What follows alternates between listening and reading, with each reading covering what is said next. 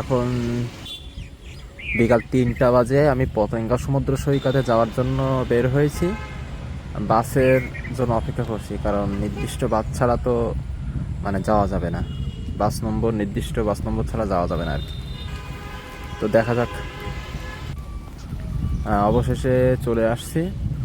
যদি এখান থেকে আনুমানিক 10 মিনিটের মতো পথ সামনে হেঁটে যাওয়া লাগবে। এই সাইড থেকে অন্য সাইডে, যে সাইডে পতেঙ্গা সমুদ্র সৈকত মূলত অবস্থান করছে বা আছে, ওই পর্যন্ত আর কি যে বাসে আসছে ওই বাস ওই পর্যন্ত যাবে না। তো যার কারণে আমাদের নামাই দিয়েছে পিছনের দিকে। তো আমরা অনেকেই আসছি, একই বাসের ভিতরে অনেকজন আসছে। তো এই দেখেন সামনে অনেকেই যাচ্ছে। তো যেহেতু আমি প্রথম আসছি আর যেহেতু একা আসছি, তো মানুষজন যাচ্ছে এনাদের সাথেই যায় আর কি। কারণ আমি তো আগে কখনো যাওয়া হয়নি, যার কারণে চেনার একটা বিষয় আছে।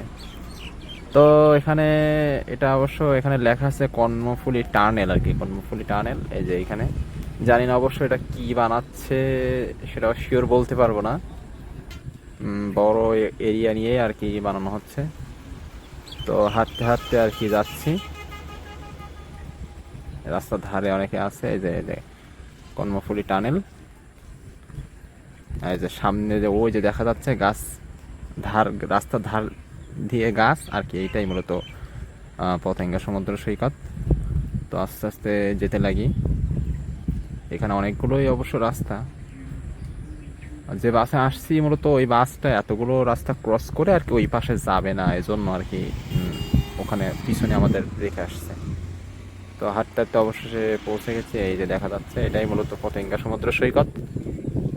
এই যে দেখেন, অবশেষে আল্লাহর রহমতে পৌঁছে গেলাম। যদি এখন অনেক বিকাল, যার কারণে মানুষজন কম আছে। তো সামনের দিকে গিয়ে দেখি কি অবস্থা। তো হাঁটতে হাঁটতে এসে দেখলাম যে এখানে সামুদ্রিক মাছ বিক্রয় হচ্ছে। দেখেন,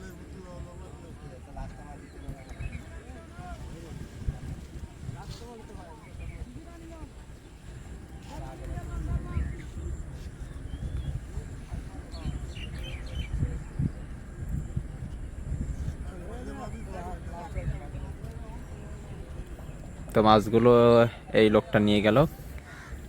যদিও এদের ভাষা আমি বোঝা অনেক কষ্টকর, এখানকার এলাকার মানুষের ভাষা বোঝা অনেক কষ্টকর। তো ওই যে বিক্রয় করার দৃশ্য দেখালাম। আর মাছগুলো দেখতে অনেক সুন্দর আর কি। যেহেতু এখনো অনেক সেইভাবে বিকাল হয়ে ওঠেনি, এই জন্য মানুষজনও কম, দোকানপাটও তেমন খুলেনি। মানুষ যাদের দোকানপাট তারাও তেমন খুলেনি। তো আপাতত সামনে গিয়ে দেখি কি অবস্থা। এই যে এখানে সব নৌকা রাখা আছে, জাল বিছানো আছে, এই জাল দিয়ে মাছ ধরে। এখানে সব শুকোনোর জন্য সম্ভবত দিয়ে রাখছে। এগুলো সব নৌকা রাখা আছে। সামনের দিকে কিছু কিছু মানুষ দেখা যাচ্ছে, কিন্তু এখনো যেভাবে মানুষ আসা উচিত তেমন আসেনি। এখানে দুইজনে মাছ ধরছে, দুইজন মাছ ধরছে। আর এখানে তো অনেক লঞ্চ, নৌকা আছে, বোট আছে। এই লঞ্চে করে আর কি বাইরের থেকে আর কি পাথর এবং বিভিন্ন জিনিসপত্র আর কি নিয়ে আসা হয়। এখানে দেখা যাচ্ছে, দেখেন পাশে আর কি রাখা আছে। তো আস্তে আস্তে বিকাল হয়ে আসছে। সূর্য আস্তে আস্তে ডুবে যাচ্ছে। যেহেতু বিকাল হয়ে আসছে, মানুষজন আস্তে আস্তে আসতেছে, দোকানগুলো খুলে দিচ্ছে। আর সন্ধ্যার সাথে সাথে মূল আকর্ষণ, সন্ধ্যার সাথে সাথে আর কি দেখা যাবে। তো সামনে গিয়ে দেখি, আস্তে আস্তে সামনের দিকে যেতে থাকি। এক সাইড দিয়ে ঢুকছি আর অন্য সাইডে আর কি গিয়ে দেখবো যে আসলে সামনের দিকে কি অবস্থা। তো আস্তে আস্তে হাঁটছি। এই কিছু কিছু মানুষ আসছে, পরিবার বন্ধু বান্ধব নিয়ে আসছে, অনেকেই বসে আছে। এই যে আমি নিচে যাব একটু পরেই। নিচে নিচে গিয়ে হাঁটা লাগবে বা বালুর উপরে।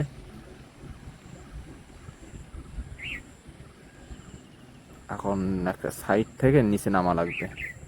ওই যে অনেকেই নিচে বালুর উপরে ছবি তুলতেছে, সামনে অনেক মানুষ আছে, যেহেতু আস্তে আস্তে বিকাল হয়ে আসছে তো ওই জন্য মানুষের ভিড়ও আস্তে আস্তে হচ্ছে। তো অবশেষে আমি নিচে নেমে আসছি, বালুর উপরে খালি পায়ে হাঁটছি, কারণ জুতা পায়ে বালুর উপরে হাঁটতে গেলে তখন জুতা ছিঁড়ে যাবে আর কি। সামনে অনেক মানুষজন দেখা যাচ্ছে ওই যে। তো আস্তে আস্তে আমি ওদিকেই যাব, সামনের দিকেই যেতে থাকবো।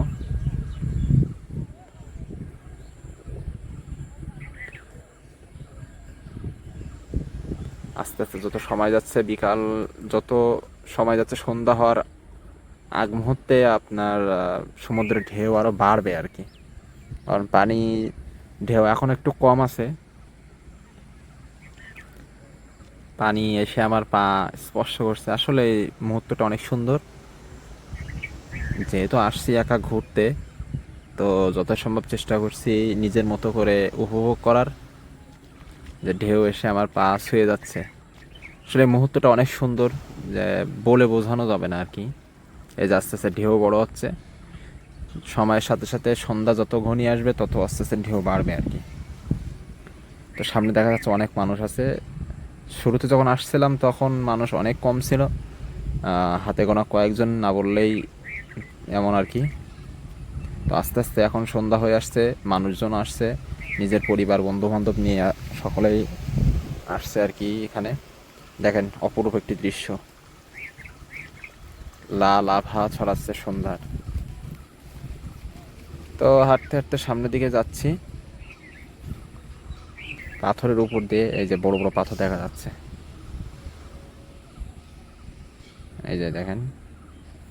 যদিও এর উপর দিয়ে হাঁটা অনেকটা মানে কষ্টকর, কারণ পার তলায়, যেহেতু খালি পায়ে হাঁটছি, পার তলায় ফুটে যাচ্ছে, ব্যথা লাগছে।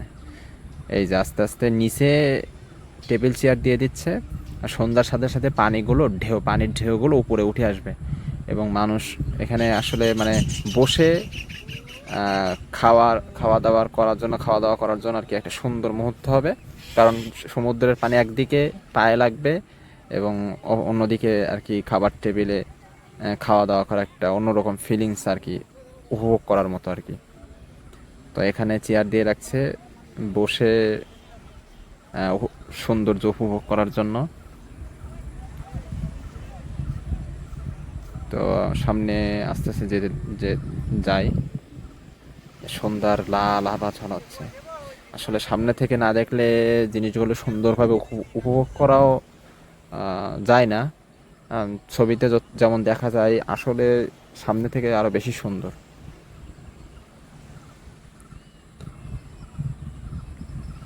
সামনে এখনো মানুষ দেখা যাচ্ছে।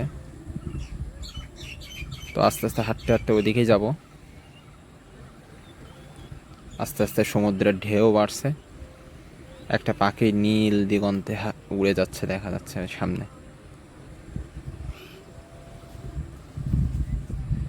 ঢেউ আস্তে আস্তে বাড়তেছে।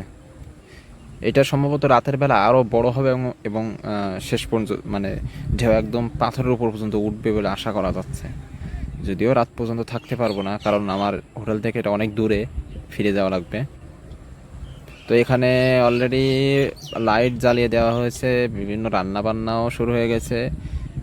সামুদ্রিক মাছ বা যেগুলো সমুদ্র থেকে আর কি এরা নেয়, কিনে নেয় বা ধরে, তো অলরেডি রান্না শুরু হয়ে গেছে। যেহেতু সন্ধ্যা ঘনিয়ে আসছে, মানুষজনও আগমন করছে, পরিবার পরিজন বন্ধু বান্ধব ফ্যামিলি নিয়ে। তো সামনে দেখেন অনেক মানুষ চলে আসছে, অনেকেই ড্রোন দিয়ে ভিডিও করছে, ছবি তুলছে, আনন্দ করছে। টেবিল চেয়ারগুলো নিচে দিয়ে দেওয়া হয়েছে যাতে করে মানুষ বসে উপভোগ করতে পারে। সন্ধ্যা হয়ে এসেছে, আর সন্ধ্যা হওয়ার সাথে সাথে দোকানগুলো আর কি নিচে নেমে আসছে, নিচে নেমে আর কি পানির উপরে রান্না বান্না করা বা খাওয়া দাওয়ার একটা সুন্দর জায়গা বানানোর জন্য। তো দেখি উপরে উপরে চলে আসছি, সন্ধ্যা হয়ে গেছে বিদায়, কারণ নিচে আর থাকবো না, কারণ বেশি সময় দেরিও করা যাবে না। তো আমি মূলত আসছি উপরের দিকে লাইটিং দেখার জন্য এবং কিছু খাওয়া দাওয়া করার জন্য, কারণ আসছি খালি মুখে ফিরেও যেতে পারবো না, কিছু তো খাওয়া লাগবেই। তো দেখেন সুন্দর করে সাজানো, আসলে রাতের এই অপরূপ দৃশ্য খুবই মনোমুগ্ধকর। বাচ্চারা আছে, বাচ্চারা খেলছে, তো দেখাই যাচ্ছে। তো দেখি সামনের দিকে যাব, গিয়ে একটা হোটেল দেখব, যেখানে দেখি কিছু একটা খাওয়ার জন্য। সন্ধ্যা হয়ে এসেছে, ফিরে যেতে হবে। বেশি সময় অপেক্ষা করলেই আমি গাড়ি পাওয়ার সম্ভাবনা এখানে অনেক কম সময়ের সাথে সাথে, কারণ গতকালকেও যখন আমি ফিরছিলাম ফয়েজ লেক থেকে, তখন সমস্যা হয়ে গেছিল। তো যার কারণে আজকে তেমন দেরি করা যাবে না। আর যেহেতু এখানে আরও বেশি অনেক দূরে আসছি, আমার যেখানে হোটেল সেখান থেকে অনেক দূরেই আসছি, প্রায় 15-20 কিলোমিটার আর কি দূরে, যার জন্য বেশি অপেক্ষা করা যাবে না। তো আপাতত সামনের দিকে যেতে থাকি। বিভিন্ন হোটেল এখানে আছে, লাইটিংয়ের জন্য অনেক সুন্দর দেখা যাচ্ছে। তো ফাঁকা এক জায়গায় বসা লাগবে, দেখি ফাঁকা জায়গা কোথায় বসি। তো অবশেষে আর কি বসলাম, ভাবছিলাম অক্টোপাস অর্ডার দিব, তো আল্লাহ হয়তো তাকদিরে রাখেনি, যার কারণে আর কি পেলাম না। তো অন্য কিছু দেখা লাগবে, কিছু না কিছু তো খাওয়াই লাগবে, কারণ ফিরে যেতে হবে, কিছু খেয়েই যাব। খাওয়া দাওয়া শেষ করে ফেরার পথে দেখলাম একটি দোকানে আর কি, এই দোকানে মাটির কাপে চা বিক্রয় করছে। তো ভাবলাম মাটির জিনিসে এক কাপ চা খেয়েই যাই। তো অর্ডার করলাম, অর্ডার করে বসে আছি, চা বানাচ্ছে, আমি বসে আছি দেখতেছি, অপেক্ষা, দেখি কখন দেয়। যদিও অর্ডার করছি কিছু সময় হয়েছে, যাওয়ার আগে এক কাপ চা খেয়েই যাই। ও হ্যাঁ, যখন অক্টোপাস অর্ডার করতে পারলাম না, আল্লাহ হয়তো থাকতে ছিল না, রাখেনি, যার কারণে হলো না। তো পরে সামুদ্রিক কাঁকড়া ছিল, তো সেটা খেলাম। খাওয়া শেষ করেই ফিরে যাচ্ছিলাম, চলে যাব ভাবছি। তো যাওয়ার পথে আর কি চা, তো অবশেষে দেখেন চা দিল। তো খাওয়া শেষ করেই ফিরে যাচ্ছি, কারণ অলরেডি প্রায় সাড়ে সাতটার মতো বাজতে গেছে। বেশি সময় অপেক্ষা করলে তখন দেখা যাবে আমার এখানেই থেকে যাওয়া লাগবে, যার জন্য বেশি রাত করাও যাবে না, সময় থাকতে ফিরে যেতে হবে। শেষবারের মতো আর একবার পিছন ফিরে দেখে নিচ্ছি, এখন চলে যাওয়ার পালা। তো আলহামদুলিল্লাহ, আল্লাহর রহমতে আসতে অনেক একটু সমস্যা হয়েছিল, কারণ গাড়ি পাচ্ছিলাম না। তো অবশেষে এসে পৌঁছালাম আল্লাহর রহমতে। ভেঙে ভেঙে আসতে হয়েছিল, কারণ একবারে গাড়ি পাইনি আমার হোটেল পর্যন্ত, তো কাটা গাড়িতে আসতে হয়েছে। তো আসার পরে নেমে কিছু খাবার কিনলাম, খাবার কিনে এখন রুমে যাচ্ছি। চলে আসছি আল্লাহর রহমতে, শুকরিয়া আল্লাহর। তো ইনশাল্লাহ আগামীকালকে আবার নতুন কোথাও যাব, ইনশাল্লাহ আল্লাহ বাসায় রাখলে আগামীকালকে আবার অন্য